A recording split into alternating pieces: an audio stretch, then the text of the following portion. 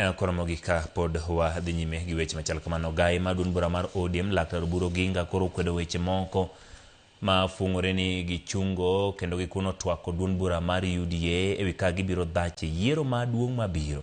Chung' mar Oburu obiro mana odiochieng' achiel kende to kuku mar ODM siemo motegno UDA kuom jaro gi kinde ka kinde. Jafwambo marwa Eric Owenga nigi ler. We demand respect from the UDA party. Mano ne en duol mane ODM ochiwo tich ang'wen mar jumani bang' bedo kod romo kuom thuolo mar romo seche abich kama. Duol ma bende oganda bura noparo ni duond bura mar ODM kod UDA chal ma okethore. Romo ma tich ang'wen no nochwoye kom kod ogai mar ODM Laktar Oburu Oginga. Kata kamano bang' seche 24 to ogai mar ODM Oburu nokoko kendo chiwo ler ka okwedo weche mosebedo kadhi nyime tok romo margi ma tich ang'wen no. Ni twak manyicha wan go gi jo UDA ni koro wachungo gima pok ochakre. Ok inyal chungo gima pok ochakre. Inyalo na chungo gima dhi nyime. Emomiyo sani koro ka yiero bende pod en higa achiel gi wiye nyaka wachopie.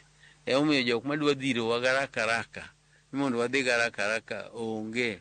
Magi mana gik mane wawacho ni wadwa chako twak gi jo UDA to magi gik ma biro bedo e agenda. Duond bura mar ODM osebedo ka chich kendo girwako paro mar PM kod duond bura mar UDA ahinya to e gwenge ma ODM nie kod mbi mapek. Gino ma jolony mag siasa ok orwako kata matin. Gimiwacho ni zoning ni ma ji wacho ne tanda wache kaka party leader mar ODM ni ento nyaka obedi agenda. Nikech jok ma wacho ni kik obedi agenda go gito giwawe waduk.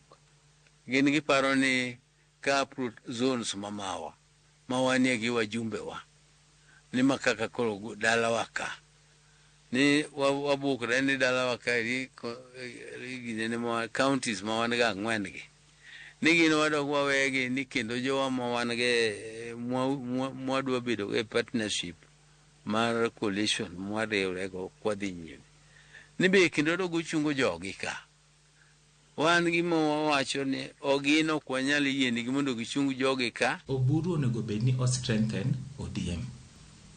Gik ma zoning koso joma gi PM go mano ok onego bed ni ithagri go. Ok inyal wacho ni in Arsenal kawuono to idwa ni ati Premier League zone ni in kendi PM kendi. Mano PM mane? Then onge PM kanyo. PM nyaka yiene jite.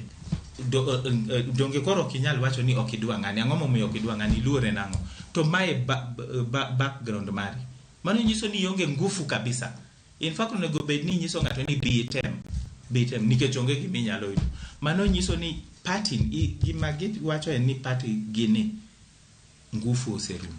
Oburu mane twak kod jofwamb weche e chuny boma ma Kisumo oyango ni podi ok gichako twak moro amora kendo gibiro keto weche e lela. Romo ma tich ang'wen ne ODM opodho dhi nyime gi nyayo mbi margi tunge Kenya duto motelo ne yiero maduong' ma higa 2027. Gimonego koro jowa gitim nikech wabiro bedo gi free and fair nominations ma raia mabiro go members mabiro go okura. Gin koro gidhi gi recruit members mag ODM. Gidhi gi recruit members mondo gibed gi members mang'eny.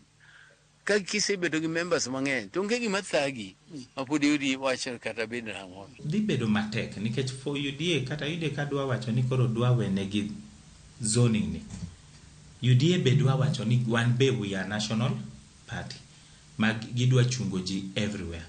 Koro bro bedo matek mondo UDA wacha ni bro wene gi. Ok inyal kelo kura kun divided. To kata ka giriwre Linda Ground gi Linda Mwananchi nyaka giriwre ka giwacho ni nitie gima gidwaro. But tek mondo yud kama weche osechopo sani.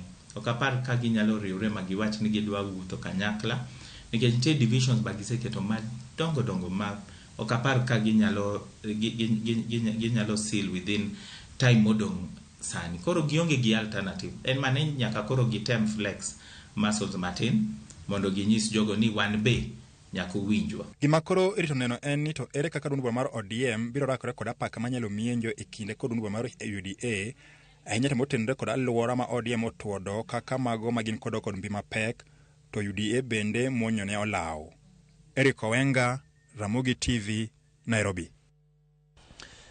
Jata chenro ma riwruok ma jopuonj ma mine mong'ere kaka